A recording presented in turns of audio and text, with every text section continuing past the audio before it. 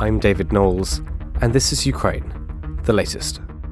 Today, we bring you the latest news from across Ukraine, discuss developments and the key dates in the US and EU Ukraine funding saga, and we analyse an extraordinary story that's emerged here in the UK, how the FSB have spent years stealing emails and spying to damage British democracy.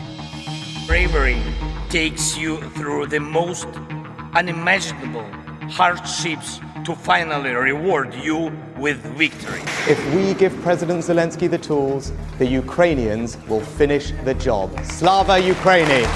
Nobody's going to break us. We're strong. We're Ukrainians.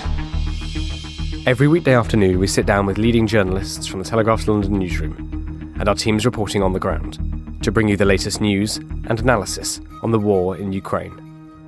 It's Friday, the 8th of December, 1 year and 287 days since the full-scale invasion began. And today I'm joined by our associate editor Dominic Nicholls, Brussels correspondent Joe Barnes, and, making his debut on the podcast, our chief reporter Rob Mendick. I started by asking Dom for the latest news from Ukraine. So last night, Ukraine's air defences shot down 14 of 19 cruise missiles fired by Russia. Overnight, they announced it this morning. Ukraine's Air Force spokesperson said this is thought to be the start of the campaign by Russia, the winter campaign by Russia that we've been expecting. It's the first time we've seen the heavy bomber, the Tu-95 Bear, for a number of weeks, I think, in fact, going into months. And although the majority were intercepted, 14 out of 19, according to Ukraine's Air Force, there were civilian deaths and injuries from those that landed. However, otherwise, not much damage, and those strikes were mainly across the centre of the country. Interestingly, those strikes were not coordinated with drones, the Shahed 131 and 136, that we would expect and we thought we were going to see. So in recent weeks, we've seen Shaheds being fired, we think to light up Ukraine's air defence network, so Russia knows where and when to probe, or to waste missiles. And most of the air defences, the point air defences, are bullets, basically, like the Gepard fired from the twin 35mm cannons. But surprisingly, last night they weren't coordinated, so it was just the cruise missiles, and the majority were shot down. Now, Yuri Inyat, who's the Air Force spokesperson, he was speaking on television, and he said that mainly the central region of Dnipropetrovsk was hit there. Separately, Ukraine's ground forces command spokesperson, Lieutenant Colonel Vladimir Fitio, he was speaking this morning. He said Russian forces have lost about 11,000 personnel, both killed and wounded, in the Kupiansk, Liman and Bakhmut areas from November earlier this year. And then they make the point that operational tempo is lower than in Avdiivka, which suggests that the Russian casualty rate there is going to be much higher than that. I'll come on to that in a moment. But Ukrainian officials have previously reported that Russian forces lost about 5,000 personnel killed and wounded around Avdiivka and Marinka, which is just to the west, between October the 10th and the 26th. That was in the first two waves of these heavily mechanised assaults to capture Avdiivka. The third wave, it's been a non-stop effort, but we think there's three sort of periods that they've been described as these three waves. This third wave is currently much more infantry-led, either in an effort to conserve the armoured vehicles that have been lost, or because they are not there anymore. And Russia seemed content to accept the much higher casualty figure that is generating. Geolocated imagery from Tuesday, or that was taken on Tuesday and just released yesterday, suggests Russia has made marginal gains to the northeast of Avdiivka, but countered by Ukraine's marginal gains to the northwest. Remember, there's two prongs to the envelopment around Avdiivka. One sort of go around to the north and the east, and one to the north and the west. So still a lot of fighting, but no significant tactical breakthroughs from either side there. Now, the ISW, Institute for the Study of War, saying that Russian forces may be suffering losses along the entire front at a rate close to that which Russia is able to generate new forces. I've just come out of a briefing with a Western official, and I asked them specifically about that idea, that contention, and they agreed with those kind of figures. So very roughly, what Russia is able to generate, they are also losing straight away at the front. So on the one hand, and you can park for one moment any moral considerations about what Putin's doing to his people, sustainable for now, possibly, but can he get through to the presidential elections in March without this cost to society becoming more obvious or even resulting in Ukrainian advances. So stand fast the moral calculation, but it just speaks of it's an unsustainable model. Something is going to have to happen. He's been very reluctant after the initial mobilisation, which then saw very minor protests. I mean, nothing significant. We can't get overblown about that. But saw about 1 million fighting-age males leave the country. So hence he's been attempting mobilisation by stealth since then. That is not going to work for any much longer. They're just not generating the numbers they need to do anything. And the assessment is that he's still got his maximalist aims. He still wants the whole country. He still wants to take Kyiv. He's not just content with the line he's got at the moment. Now he might try and hold this line until the end of next year, hoping that a possible second Trump presidency would see the whole Western resolve collapse. But he's not at all ridden back from his maximalist aims. Now, just to a bit shotgun now, if I may, but I've just, as I say, come out of a brief with a Western official. So a lot of bits and pieces, but very interesting. And the official said that looking at the Black Sea, they described the Black Sea as dynamic. Now, I mention this because we've talked about this before, that while the land campaign maybe not be moving very far, it's incredibly violent, but the lines aren't moving very far. But of course, war is bigger than just one domain, just the land domain. And what's happening in the Black Sea is quite frankly incredible, as in Ukraine have managed to push Russia's Black Sea fleet largely out of Sevastopol back to Novorossiysk in Russia, or further east around Crimea from Sevastopol. But Russia is not able to exert itself to any great degree across the Black Sea, such that they can fire Caliber cruise missiles into Odessa and the other ports. So the grain trade is back up to figures that you would expect and hope Ukraine to be able to achieve, and that they had been achieving when the grain deal was on. So they've managed to achieve all that without a navy, which is quite staggering. But anyway, so the Black Sea is very, very dynamic. Western officials said that on December the 5th, an Russian Su-24 Fencer fighter bomber was shot down in the vicinity of Snake Island, and the twin only just got away. They generally operate in pairs. The twin only just escaped. They made the point that since the summer, Russia has continued crude strike attacks. That's CREWED, as in having pilots in it, not just drone attacks against Snake Island, which is purely symbolic. Russia wants to take Snake Island for the sake of it. It has no military utility, or absolutely minimal military utility to Russia. And the defense official said, the Western officials said that the Russian aircraft losses are running at about 90 for the whole campaign so far. Now then, the officials also said, again, as we've been assessing, very little prospect of a major operational breakthrough by either side in 2024, so the whole of next year. Neither side has the mass or the uncommitted resource to do anything that we saw like in the likes of Kharkiv or Kherson earlier this year and late last year. So we do expect next year to be, for Russia, a year of trying to hold on and see if Donald Trump gets in, see what happens to Western resolve, and for Ukraine to take the time to build up the training forces, incorporate air power, the F-16s on their way, that kind of thing, and try and have the ability to affect combined arms activity on the battlefield to a much greater degree than they've been able to in the past. But the comment from the Western official was economic resolve, as in from the West, is as important as results on the battlefield. Now, they said that Russia is losing around Avdiivka about 1,000 casualties a day. That's wounded and killed. That was the average in November and has been replicated so far through December. So 1,000 a day. And back to the point I made at the start, that's just in Avdiivka. So they're losing other people up and down the line around Liman, Bakhmut, Kupiansk. So hugely manpower intensive, which is why the ISW is saying, I think accurate to say, that they're just not able to generate any forces. In Avdiivka, Ukraine is said to be very heavily entrenched in a strong defensive position. They did make the point, though, that the loss wouldn't change the battlefield dynamic. Avdiivka has been described as a sort of gateway, not only to Donetsk city to the east, but as far as Russia's concerned, a kind of gateway further out to the west. But defense officials, sorry I keep saying that, it's Western officials, were saying that the loss wouldn't change the battlefield much, and there is still very heavy Russian political direction given to the generals, which is a polite way of saying meddling. Now, they do go on. Russia's losses have been horrendous.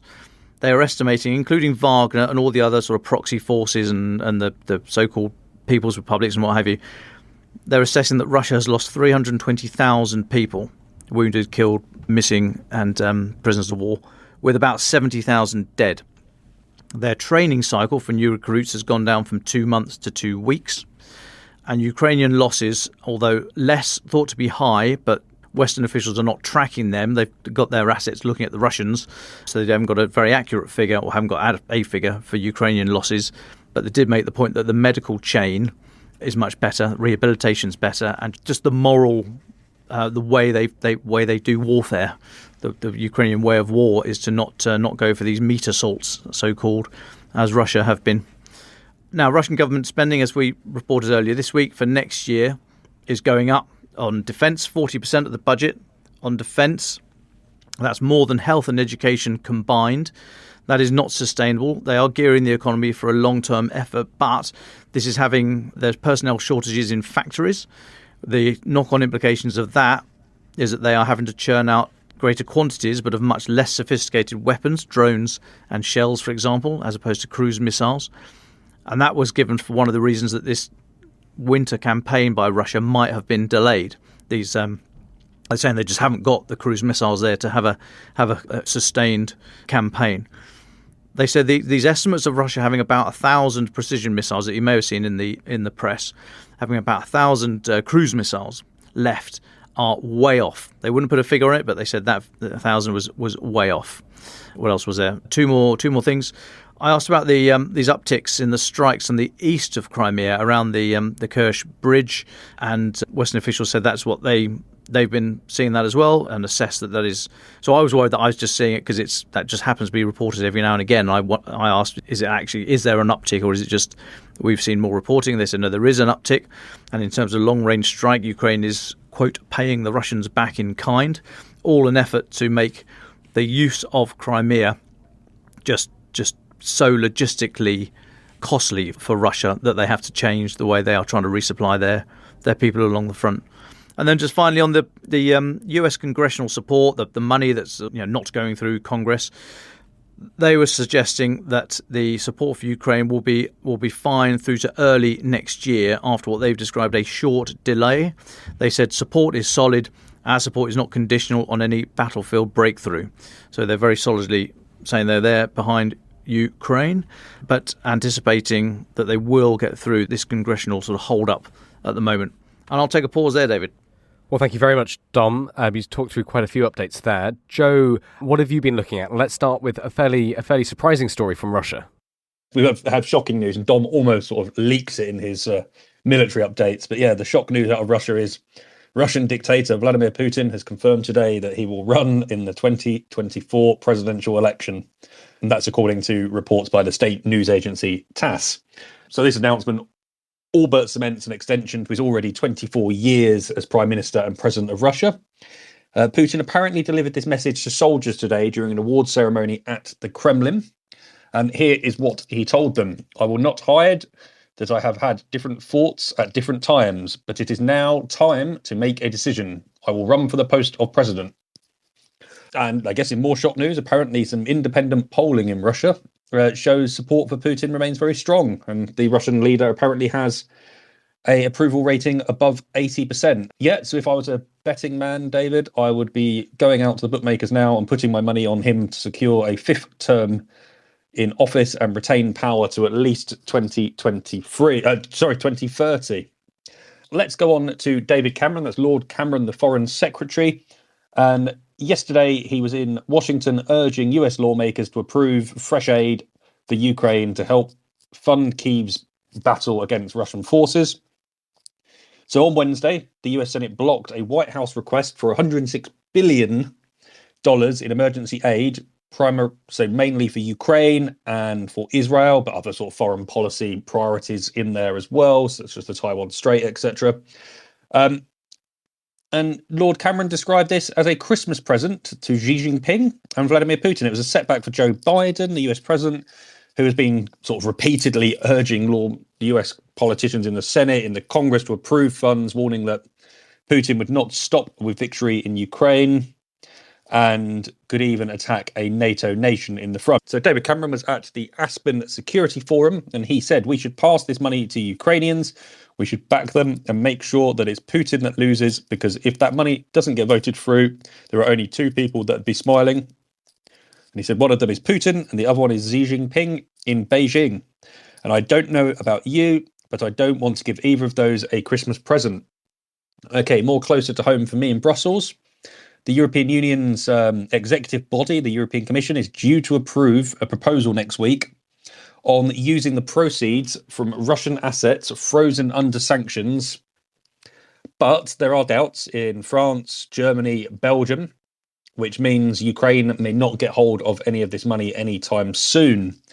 So we're expecting to get the draft proposal, the draft law, sometime next week. That's as the week of a huge summit for Ukraine, when the EU 27 leaders are going to decide on first a 50 billion euro package of financial aid for Ukraine. They might look at the 20 billion in weapons funding for Ukraine, and they'll also be looking at Ukraine and whether it will be officially allowed to start formal accession talks to join the EU. So a bit on the financial mechanism that they're looking at is there is basically lots of money has been seized, mainly in Belgium, actually, which is essentially collecting interest payments. So the proposal is looking from the Commission, rather than taking and seizing the actual funds that were frozen, can we use the profits and skim them off the top and then take them on and use them to help pay for the reconstruction of Ukraine in the future? In Germany, they're questioning is this legal? Can we actually do this? In Belgium, where these funds are held in sort of huge clearing houses and massive financial institutions in Belgium, not linked to the EU, so private entities, they're saying, oh, is this going to be a problem for us? Because is this going to mean people go elsewhere for their business? Potentially, yes. Then let's have a quick look at the European Council Summit. So on accession talks for Ukraine, I've been reporting quite a bit recently that Hungary is obviously being loudmouthed and essentially saying we're not going to block, or we're not going to allow Ukraine to start accession talks. So Viktor Orban, the Hungarian Prime Minister, he was in France meeting the French president yesterday, and he gave an interview to a French newspaper and basically called Ukraine the most corrupt country in the world, and said he wouldn't be allowing talks to proceed. One of the sort of the ideas that has been floating around is Viktor Orban is using this as a ploy to sort of build up pressure and find leverage in order to basically get a load of concessions out of his other EU member states in the tune of sort of billions of euros, to talk up to 30 billion in sort of extra funds for Hungary. But I was actually at it was a Christmas party, but obviously lots of diplomatic sources and contacts there last night. And I was having a discussion with one of them, and this person told me that, I've had a coffee at a meeting with one of my Hungarian diplomatic colleagues, and you know what, for once I don't think Viktor Orban is bluffing. And that's a sort of an assessment I've made over the last few weeks as well. I actually can't tell, and I actually don't believe that Viktor Orban is bluffing, and so it's kind of looking bleak for Ukraine's prospects in terms of membership talks. The other one is this 50 billion euros in funding, which is also being held up. One of the big stumbling blocks there is Germany. So Germany have recently been hit by a constitutional court ruling there, which says they have this debt break that has been triggered, and basically means they can't do any more public spending. They've cancelled 60 billion euros worth of infrastructure projects and green projects recently because of this. And Olaf Scholz has sort of privately admitted that, look, I can fund Ukraine, but I can't fund the rest of the EU sort of requests. So there's basically a discussion over 100 billion euro uptick for the EU's budget, and 50 billion of that is due for Ukraine. So sort of massive talks later next week. Thank you very much, Joe. Let's just stay on Russia for a few more points. Quite a few updates came through on the live blog yesterday. Putin was making quite a lot of noise. Can you talk us through some of the interesting things he said and the points he made? Yeah, so first of all, he said Russia is ready to cooperate with China in any area. And you remember Russia and China signed up to this no limits friendship quite recently, and China has refused to condemn massively the war in Ukraine. So Putin said Russia is ready to cooperate with China in any area, including military technology. So it's one of the fears that China could one day supply Russia with weapons, which would definitely turn the tide. So this is what Putin had to say: as we think about the future world order, and about assuring our security, we're letting go of the traditional buy and sell relations. We're thinking about the future, thinking about technology. There we go. That was Putin at an investment conference. Vladimir Putin has also said the Western financial system is obsolete. So on Thursday, he described the Western financial system as obsolete and said Russia, hit by Western sanctions, such as the deconnection from the SWIFT international payment system, has proved it can overcome any challenge. Yet, and this is what Putin said, the monopoly of large Western banks would come to an end in the coming years because of a technological revolution. He added that he hoped Russia's GDP, which I just said, would grow by 3.5% this year, and that is after a 2.1% contraction in 2022. And here we go, some sort of, as David Cameron was alluding to, giving a good Christmas present to the Kremlin. The Kremlin has announced that it hopes US lawmakers will continue to block the White House request for $106 billion of emergency aid for Ukraine and other projects. And this is what Dmitry Peskov, the Kremlin spokesman, said. It is to be hoped that there will remain enough people with sober minds among the American congressmen. So probably David Cameron was spot on there, and anyone blocking funds for Ukraine is only serving up Christmas gifts for Russia. I'll stop there. Well, thank you very much, Joe, for talking us through all of those updates. I think that's probably quite enough of Putin and Peskov. Let's go to our chief reporter, Rob Mendick. Rob, you've written up an astonishing long article about essentially a campaign to undermine British democracy, originating in Russia, involving hacking, phishing, and more. What can you tell us about this story? Well, sat around yesterday, fairly quiet day, actually, and then got a note to say, could you listen into House of Commons, into Parliament? Leo Doherty, who's the Minister for Europe, stood up to make a statement to the House, and blow me if he didn't tell us that Russia was undermining, meddling with British democracy by all sorts of nasty cyber hacking of hundreds of, and the scale is huge, I think, MPs, peers, journalists, dare I say, NGOs, civil servants, senior civil servants, and although he didn't say it, Leo Doherty, as we report in the Telegraph today, amongst those hacked into, or at least the friend of, or the colleague of Sir Richard Dearlove, former head of MI6. Cabinet Minister Liam Fox, I think, had his emails hacked into, and all sorts of senior people. This really is the Kremlin's way, I think, of really meddling in what we do. What they're hacking, I think, is largely private emails. In the case of Richard Dearlove, they hacked into the Proton Mail account of a colleague of his. Now, Proton Mail is pretty secure stuff, so this suggests pretty sophisticated hacking operation run out of Russia, really with the specific interest of sort of undermining and messing about with our own domestic system. And I think what I think is kind of interesting also, David Cameron, Lord Cameron, now stood up afterwards and said, in a statement, said Russia's attempts to interfere in UK politics are unacceptable and seek to threaten our democratic processes. And then said this next bit: despite their repeated efforts, they have failed.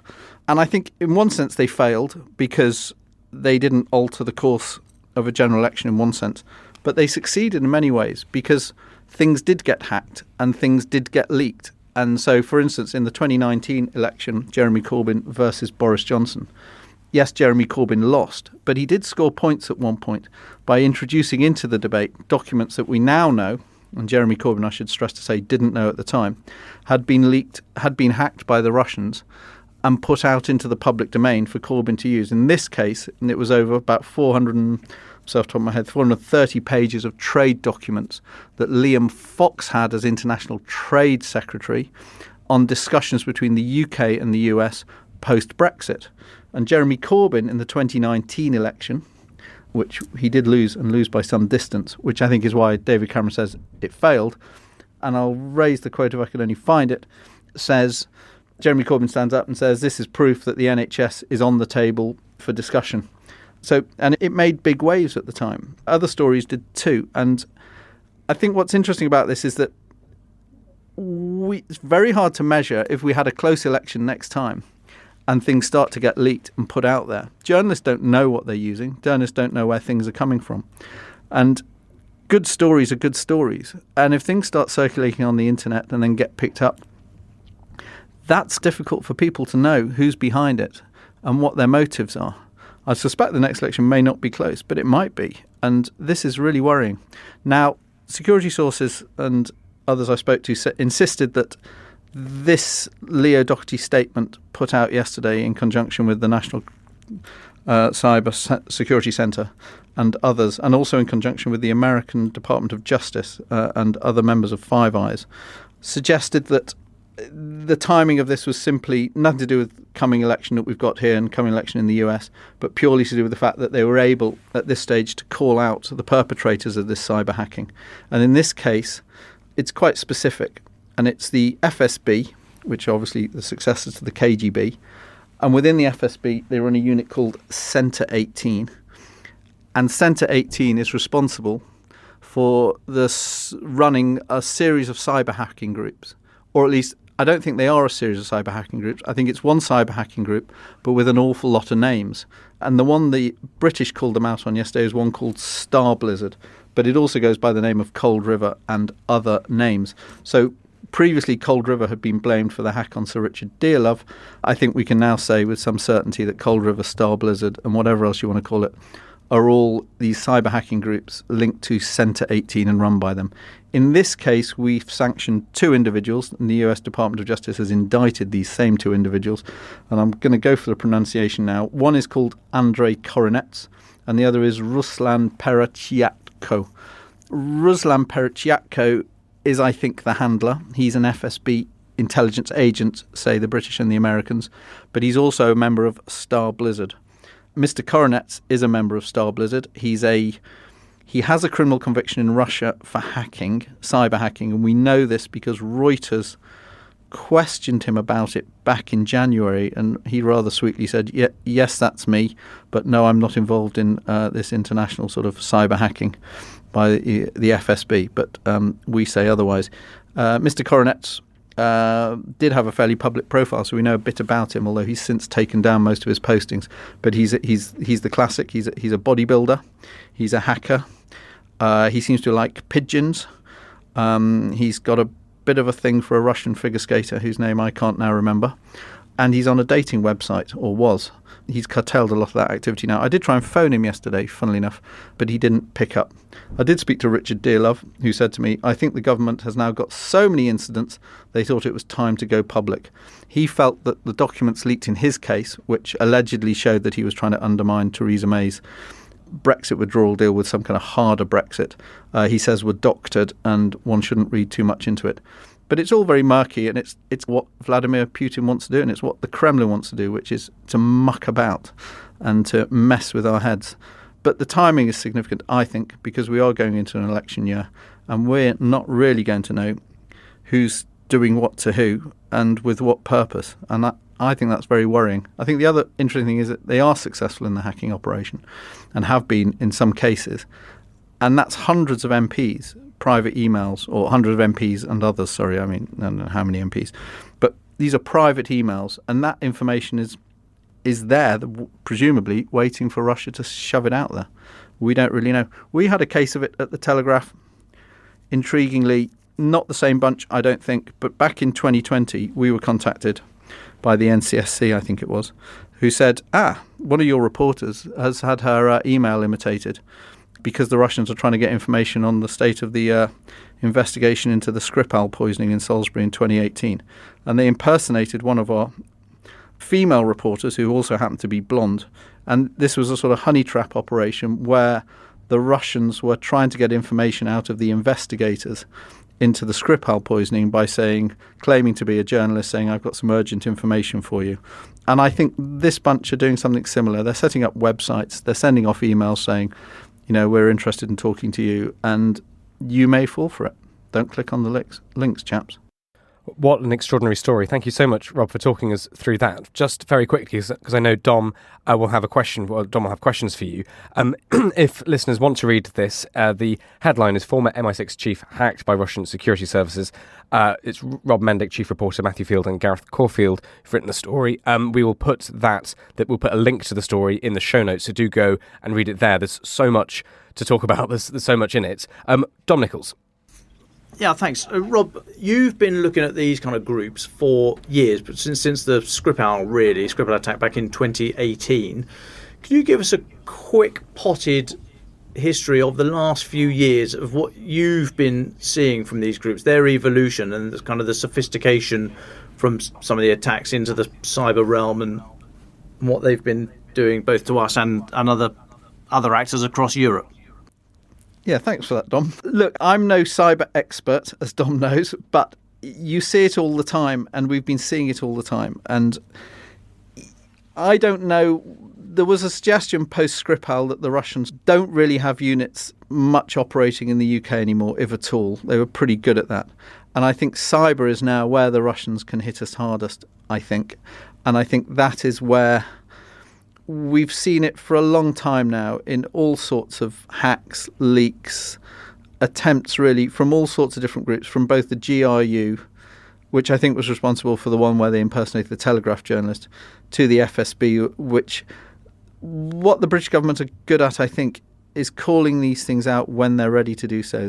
They won't just leak and give titbits. They wait until they've got the information there, and then they'll call people out as and when they see fit. I don't think it's going to end anytime soon, but I think what parliamentarians this morning will be waking up to is wondering, blimey, did I get done? Can I jump in then? Hi, Rob. Good to hear from you.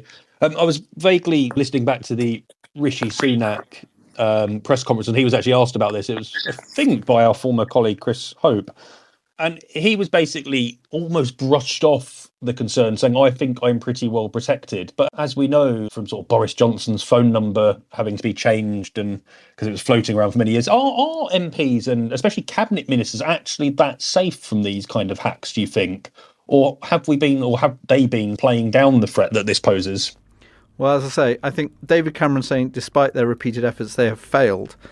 As I say, I think he's addressing it's classic politicians talk, isn't it? He's addressing the wider point of they fail to interfere in the processes and change the result. It's not quite the same as they've failed. And I suspect, I don't know who knows. I mean, Liz Truss, if memory serves me, didn't she take her phone on a trip to Moscow? And I think that was compromised, if memory serves me. I mean, that's extraordinary. I mean, I know that when I covered the Russia World Cup, actually for a month in Russia, I took a burner phone with me because our company was so worried about what might happen. I took a burner laptop with me, if you like.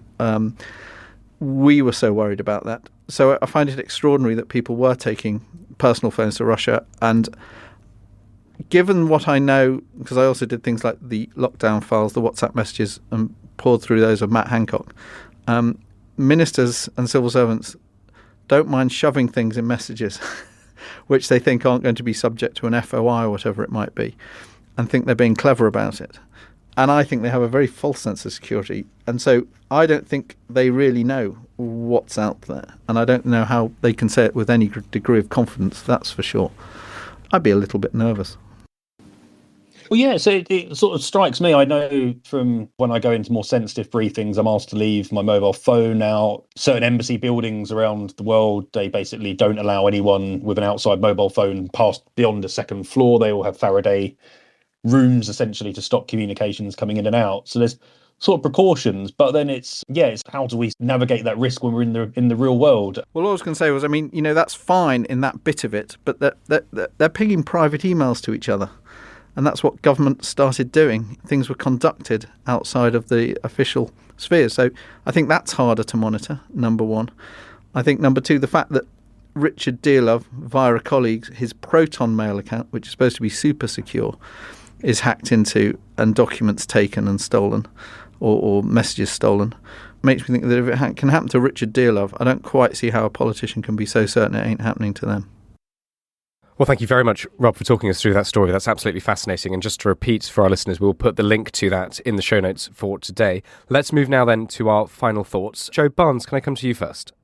Yeah, I just want to talk about, there's a lot of jibber jabber in the Western world about sort of pressure on Zelensky and whether he should be holding elections or that kind of thing. And actually, I had a few conversations with Ukrainians on this, and they see these sort of like these political rows, whether it be the generals versus Zelensky, with the sort of the war of words between him and Zelensky, whether it be sort of Klitschko, who is technically an opposition politician, despite having lent his support to Zelensky over the war effort, taking barbs at him, and like the idea that politics is back in Ukraine. But one thing is for sure is actually that is probably being overplayed a little bit. As in, interesting, there was a member of Zelensky's party who took a sniper at Zelensky, and it was Zelensky's party, the sort of machine behind him, that were the first to sort of say no, she was essentially talking at her ass.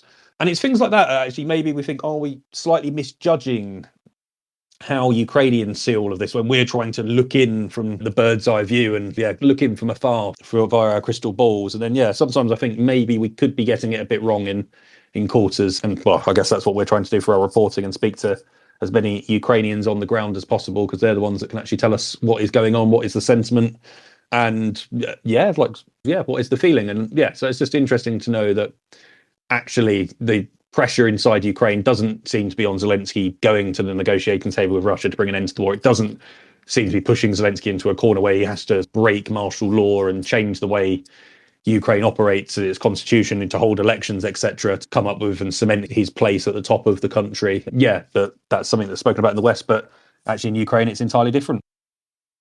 Thank you very much, Joe. And just to say again, of course, listeners in Ukraine, please do email us. Please do let us know what you think as well. Dom Nichols.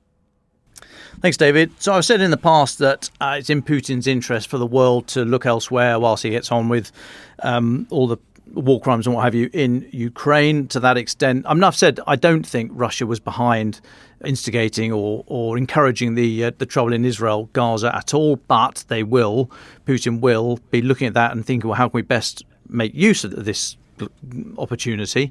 But I don't think they were responsible for it in any way.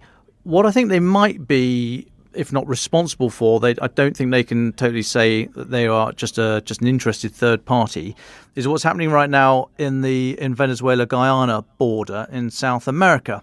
I've done this week's Defence in Depth film about it, but there's a reasonable chance of violence in that area over oil and disputed land rights and borders and what have you. But there's very, very little in it for Nicolas Maduro, the leader of Venezuela since 2013, because they've got masses of oil, Venezuela has, very close links to Russia.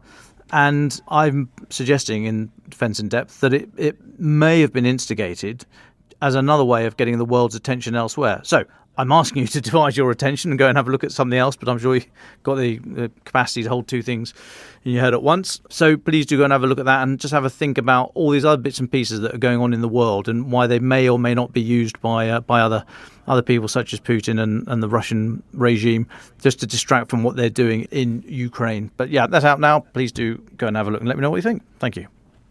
Thank you very much, Joe and Dom. Rob, as our guest and as a pod debut, would you like the very final words? And I do hope Dom has been very good in that studio and been helping you out. We'll pass on from that. I mean, he's a nice enough chap, but not that helpful. No, Dom. I think it's been... It's one of those things where I think that when I ever write these stories, I think, go and check my password. Don't click on links you don't know about. Beware blonde Telegraph reporters sending you unsolicited emails out of the blue, albeit most of them are bona fide, but look out for Gmail accounts and things like that don't look quite right. I think it's going to be an interesting 6 months, 8 months, 10 months, or whatever it is, up into an election here and in the US, where I think there's going to be all sorts of interesting stories that start to circulate. It's probably worth stopping and thinking, what's the origin and source of this material? It's an interesting one for journalists because a good story is a good story, but who's behind it and why, we don't always know ourselves. We get sent information, given information. If it checks out and it's true, you write it. But there may be motives behind it, and that raises interesting debate and discussion. Watch this space, I guess, and let's see where it all heads. But worrying times. Ukraine the Latest is an original podcast from The Telegraph. To stay on top of all of our Ukraine news, analysis and dispatches from the ground, subscribe to The Telegraph. You can get your first 3 months for just £1 at www.telegraph.co.uk/Ukraine the Latest. Or sign up to Dispatches, our world affairs newsletter which brings stories from our award-winning foreign correspondents straight to your inbox. We also have a Ukraine live blog on our website, where you can follow updates as they come in throughout the day, including insights from regular contributors to this podcast.